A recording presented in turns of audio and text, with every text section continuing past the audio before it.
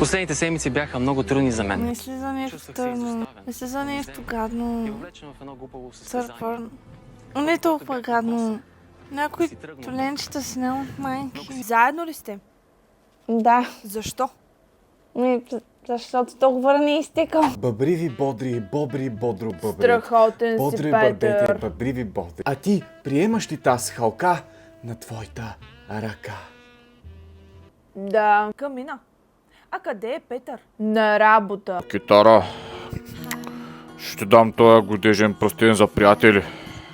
Приемаш ли? Моля, смисъл. Да. Искаш ли да кажеш нещо на Краси? Да, смисъл да му кажа, че много изпусна. Аз вече съм мъж. Нарисувах ти моя пашкул. Може ли да те пипам повече от 10 секунди? Разбира се. А ще приемеш ли този пръстен, за да те пипам цял живот? Страшно много ме плашиш. Но ще кажа да. Вярно ли е, че си пипала друг пашкул преди формата? Беше само за 10 секунди. Аз съм пеперуда. И летя